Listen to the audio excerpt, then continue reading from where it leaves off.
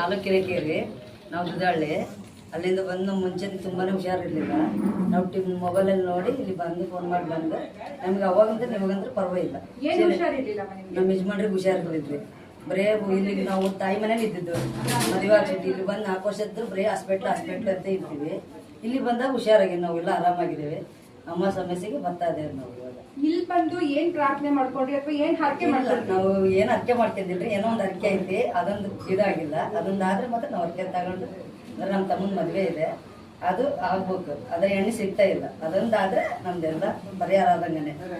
ನಿಮ್ ಮನೆಯವ್ರಿಗೆ ಹುಷಾರಿಲ್ಲ ಅಂತ ಹೇಳಿದ್ರಿ. ಕೆಲ್ಸ ಪರವಾಗಿಲ್ರಿ, ವ್ಯಾಪಾರ ಮಾಡ್ತಾರೆ, ಕೆಲ್ಸಕ್ಕೆ ಹೋಗ್ತಾರೆ. ಎಷ್ಟು ಆಸ್ಪತ್ರೆಗಳಿಗೆ ಅಲ್ದಿದ್ದೀರಾ? ಬಾಳದು ಯಾವ್ದೇ ನಾವು ಅಂದ್ರೆ ಸುಮಾರು ದುಡ್ಡು ಖರ್ಚು ಮಾಡಿದ್ವಿ, ಹುಷಾರಾಗ್ಲಿಲ್ಲ.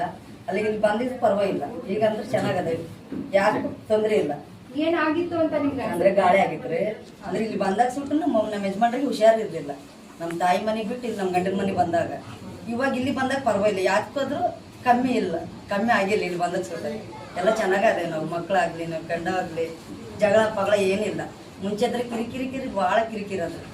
ಅವಾಗ ಹಂಗಾಗಿ ನಾವು ಎಷ್ಟಿದ್ರು ಇದೆ ಅಂತ ಜೀವ ತೆಗಿಯಕ್ಕೆ ಹೋಗಿದ್ವಿ, ಉರ್ಲಾಕಿನೇ ಹೋಗಿದ್ವಿ. ಅಂದ್ರೆ ಇವಾಗ ಪರವಾಗಿಲ್ಲ, ನಮ್ಮ ಯಜಮಾನ್ರು ಪರವಾಗಿಲ್ಲ, ನಮ್ಗೆ ಪರವಾಗಿಲ್ಲ, ಎಲ್ಲ ಹುಷಾರಾಗಿದೆ, ಪರವಾಗಿಲ್ಲ. ಇಲ್ಲಿ ಬಂದಾಗ ಸುಟ್ಟು ತುಂಬಾ ಸಮಸ್ಯೆ ಇದ್ದಾಗ ಇಲ್ಲಿ ಬಂದಿದ್ರಿ, ಬಂದ್ಮೇಲೆ ಎಲ್ಲ ಪರಿಹಾರ ಆಗಿದೆ. ಏನ್ ಹೇಳ್ತೀರಾ ತಾಯಿ ಮಹಿಮೆ ಬಗ್ಗೆ? ಎಲ್ಲ ಇದು ಒಳ್ಳೇದಾಗೈತಾರಂದ್ರೆ ಏನ್ ಹೇಳಿದ್ರಿ, ಆ ತಾಯಿ ಮಹಿಮೆನೆ ಎಲ್ಲ ಅದು. ಆದ್ರೆ ನಮ್ಮ ತಾಯಿ ಎಲ್ಲ ಒಳ್ಳೇದೇ ಆಗಿದ್ರಿ. ಇಲ್ಲಿ ಬಂದಾಗ ಸುಟ್ಟು ಏನೂ ಪ್ರಾಬ್ಲಮ್ ಆಗಿಲ್ರಿ. ನಿಮ್ ತರಾನೇ ಕಷ್ಟದಲ್ಲಿರೋರ್ಗೆ ಏನ್ ಹೇಳಕ್ ಇಷ್ಟಪಟ್ಟಿಲ್ಲ? ಅವರು ಇಲ್ಲಿ ಬಂದು ಬೇಡ್ಕೊಂಡಿದ್ರೆ ಅವ್ರಿಗೆ ಒಂದು ಕಷ್ಟ ಅನ್ನೋದು ಪರಿಹಾರ ಆಗುತ್ತೆ, ಬರ್ಬೋದು ಎಲ್ಲರೂ.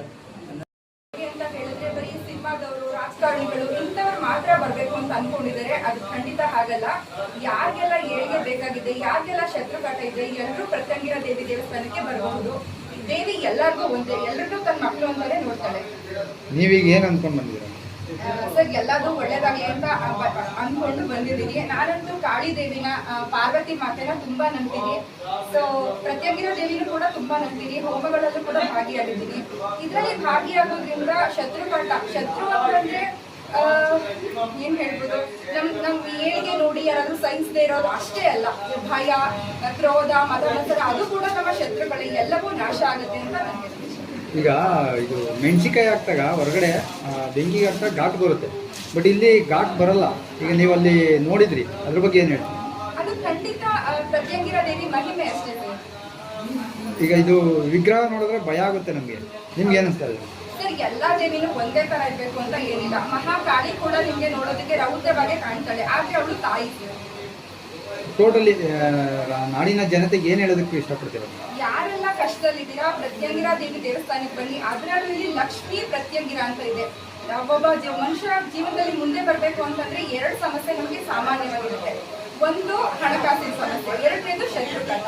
ಇಲ್ಲಿ ಲಕ್ಷ್ಮೀ ಪ್ರತ್ಯಂಗಿರ ಎರಡೂ ಇರೋದ್ರಿಂದ 2 ಸಮಸ್ಯೆಗಳು ಕೂಡ ಈಸಿಯಾಗಿ ನೆರವೇರುತ್ತೆ ಅಂತ ನನ್ಗನ್ಸುತ್ತೆ. ಹಾಗಾಗಿ ಎಲ್ಲರೂ ಕೂಡ ಯಾರೆಲ್ಲ ಕಷ್ಟದಲ್ಲಿದ್ದೀರಾ, ಲಕ್ಷ್ಮೀ ಪ್ರತ್ಯಂಗಿರ ದೇವಸ್ಥಾನಕ್ಕೆ ಬನ್ನಿ. ಮೇಡಮ್, ನಾಡಿನ ಜನತೆಗೆ ಇದು ಕ್ಷೇತ್ರದ ಅಡ್ರೆಸ್ ಹೇಳಿ.